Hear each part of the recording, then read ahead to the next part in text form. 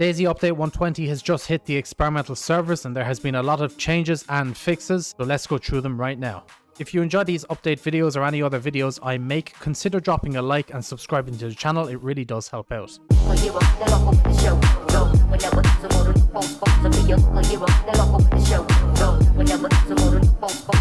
With this update, they have not added a lot of stuff to it. They've only added a couple of new items. They've added the mime mask.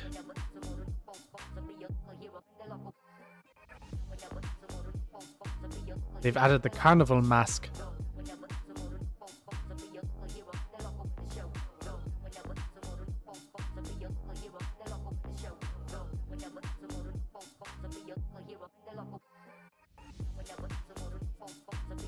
And they've added warning icons for connection stability and server performance. And that's everything that they have added with this update. Not a lot, obviously this one's focusing more on fixes and changes more than adding content, so let's go through all of the fixes right now. Hitboxes of items in characters' hands were misplaced. It was possible to place items inside the stairs of the Yellow Church. When approaching a restrained player with binding materials, the non-functional option was shown to restrain the player again. It was possible to commit suicide with ruined firearms. Harp, mackerel, chicken, and rabbit were always yielding 100% pieces of meat when skinned. Character sounds when picking up heavy items were not played for player themselves. Drink sounds were not played when drinking from pots or cauldrons while prone. The impact sound of items when landing in water was repeating itself. It was possible to shave characters while their face was covered. Equipped belts were not accumulating wetness. Explosives could not be armed reliably. Reduced instances of vehicle access being prohibited due to another player already interacting with it. Fixed several broken character animations while restrained in prone.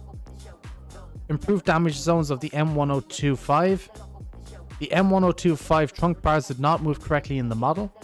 The sound of taking the SSG-H2 magazine was doubled while prone.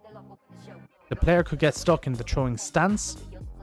During combat with infected, the player's position could get reset to a previous infected kill. ADS sensitivity wasn't properly applied in all cases. Jumping while having a gag applied or removed could desync the player. Manipulation of heavy items allowed players to access items through walls. It was not possible to cover/uncover a character's head while they were prone. It was possible to force feed while wearing a gas mask. The character could teleport to the roof of their seat if an object was at the height of the door.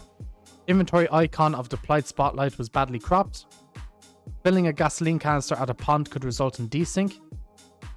Items were interfering with the character collision when dropped from gift boxes upon their destruction. Other players could not hear the sound of a locked door being opened. Using the quick bar while moving items in the inventory could result in desync. Some twin doors could not be closed. Several twin gates were not properly aligned to open in the same direction. Some twin gates could not be opened by force when locked. VoIP did not work after reconnecting the microphone. It was possible to access certain underwater locations. Portable maps could display the wrong map features when switching between servers running different terrains. Fixed character collision shape-shifting causing clipping through structures. It was possible to skip certain parts of the soda can opening animation. The character collision shape would not adjust when falling into water.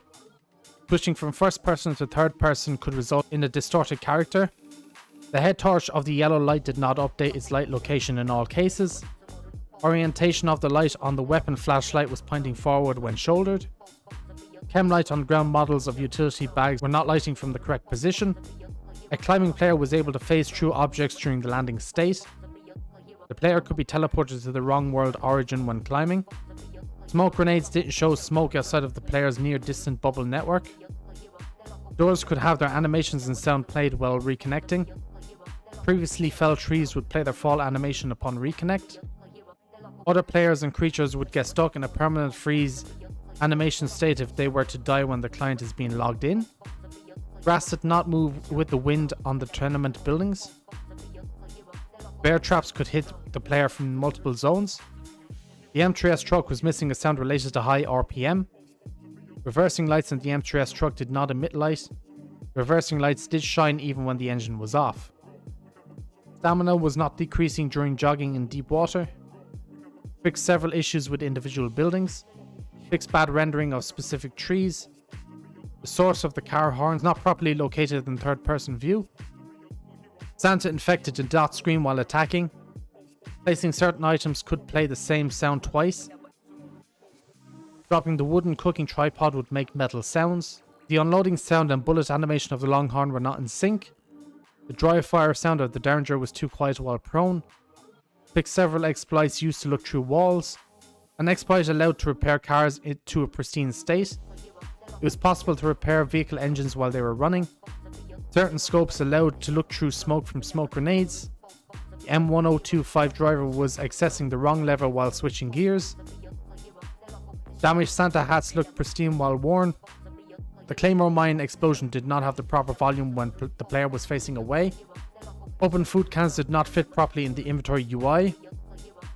Respawning from an unconscious state could result in a black screen. It was possible to deploy the spotlight using the drop action. The Gunter 2 did not have the sounds when removing and attaching wheels. Large clusters of rocks and cliffs could result in client performance drops. Manual transmission from vehicles could get desynced when changed too quickly. So that was everything that was done in the fixed side of this patch. There was a lot of stuff that was fixed there as well. Some good things as well that needed to be fixed for quite a while. Now we'll go through everything that they have changed. Vehicles can spawn without wheels again. Wheels can be damaged again. They reworked the weight calculation. Item wetness now influences their weight again. Weight of the carried gear now impacts player movement inertia. Increase the time needed to refill the car radiator. Checking a player's pulse is now a continuous action. Increase the lifetime of improvised explosives to 5 days, which can be refreshed through a flagpole. Stairs of the concrete silos are now usable to access the roof. Adjusted the geometry of barrels and fireplaces to cause less issues when colliding with vehicles. Improved the surface detection for throwing impact sounds. Optimized the character update to environmental exposure. Lowered the hit points of improvised feet covers and gave them louder walking sounds. Positional wind and tree cracks are now more audible. Tweaked the third-person camera collisions to reduce possibilities of exploits. The third-person camera zooms in when obstacles are in front of it.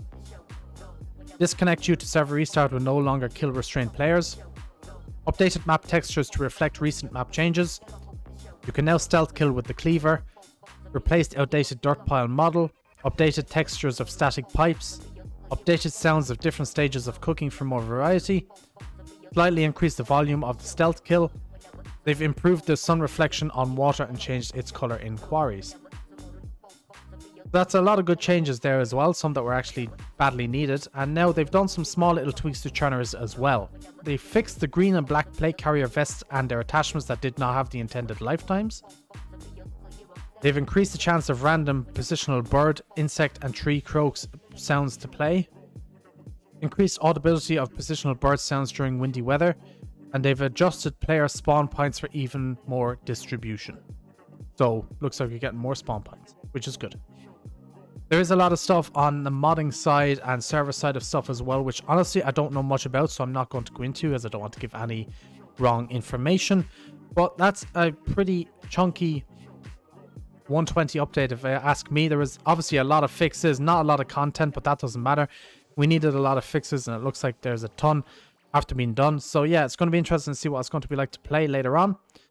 But yeah, if you let me know your thoughts on this in the comment section down below, I'd love to know your thoughts on it as usual. And until then, I should catch you guys in the next one. So peace out for now.